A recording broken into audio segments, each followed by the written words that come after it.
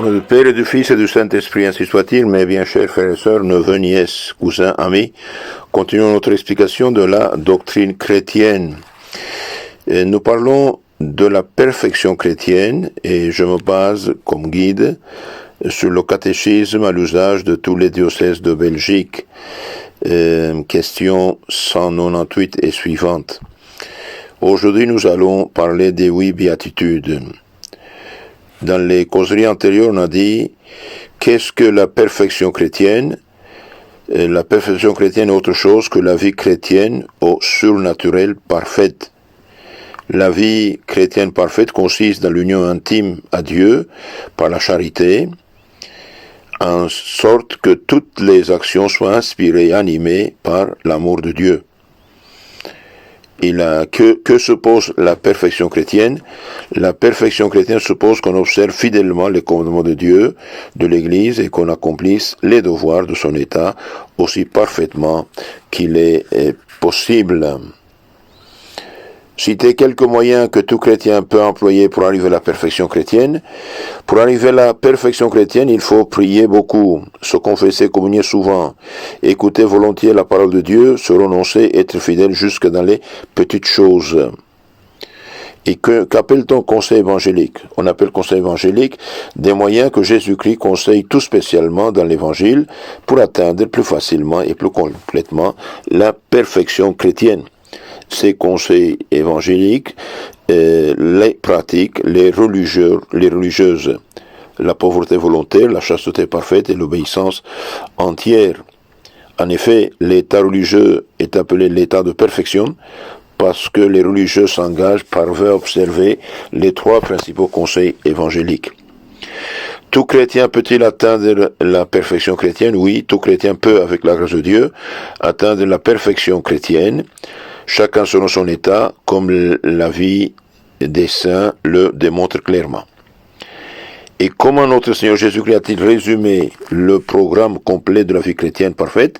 Eh bien, notre Seigneur Jésus-Christ a résumé admirablement le programme complet de la vie chrétienne parfaite dans les 8 béatitudes qu'il a enseignées dans le sermon sur la montagne. Ces 8 béatitudes se trouvent dans le chapitre 5, 200, Matthieu. Heureux les pauvres en esprit, car le royaume des cieux est à eux. Heureux les doux, car ils recevront la terre en héritage. Heureux les affligés, car ils seront consolés. Heureux les affamés et assoiffés de justice, car ils seront rassasiés. Heureux les miséricordieux, car ils obtiendront miséricorde. Heureux les cœurs purs, car ils verront Dieu. Heureux les artisans de paix, car ils seront appelés fils de Dieu.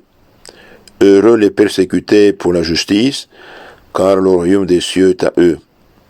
Heureux êtes-vous aussi, si l'on vous insulte, si l'on vous persécute et si l'on vous calomnie de toute manière à cause de moi. Soyez dans la joie et l'allégresse, car votre récompense sera grande dans les cieux. C'est bien ainsi qu'ils ont persécuté les prophètes, vos dévanciers. Maintenant, on va voir, on peut expliquer plus à fond le contenu, le sens de ces béatitudes. Donc, les béatitudes sont 8. Ceux qui observent exactement les commandements de Dieu sont heureux déjà sur la terre. Jésus-Christ nous l'assure et proclame en proclamant les 8 béatitudes, Matthieu chapitre 5, 3 à 10. Heureux les pauvres d'esprit, parce que le royaume des cieux est à eux. Que ça signifie? Eh bien, le sens de ces paroles est celui-ci. Je m'appuie sur le catéchisme catholique de François Spirago, page 417. Heureux heureux les pauvres d'esprit, ça signifie quoi? Heureux sont ceux qui, malgré leur richesse, leur dignité, leur santé, leur science, reconnaissent qu'ils sont pauvres devant Dieu, qu'ils jouissent déjà sur la terre d'une paix céleste, et après la mort, ils obtiennent la félicité éternelle. Les pauvres en esprit ne sont donc pas les hommes dépourvus d'esprit, mais les humbles, ceux qui sont devenus simples comme des enfants. Ceux qui sont riches en esprit sont les orgueilleux, qui s'estiment en raison de ce qu'ils possèdent.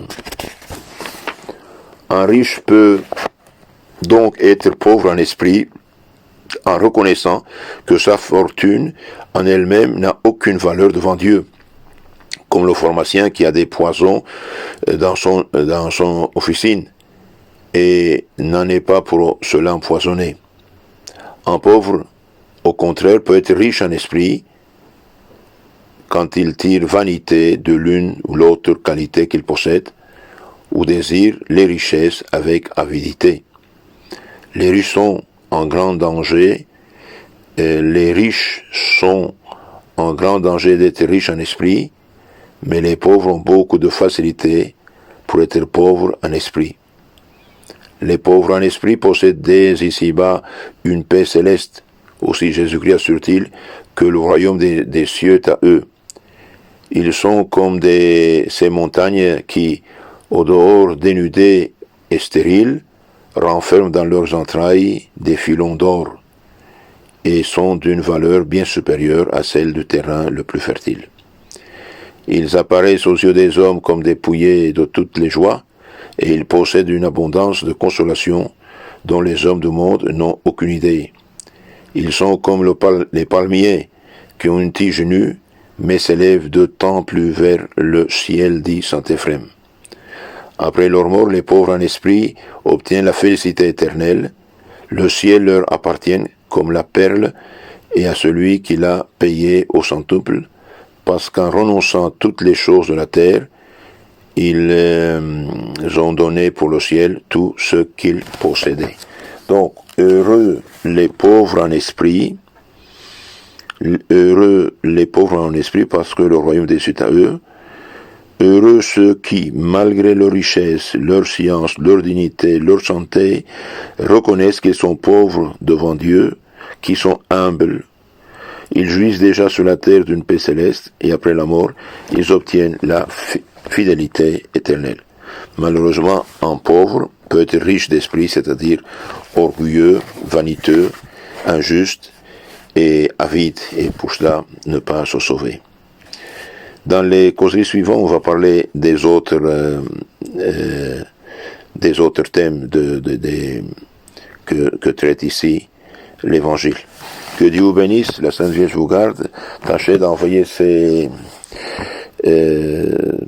causeries à vos contacts, ça aide beaucoup.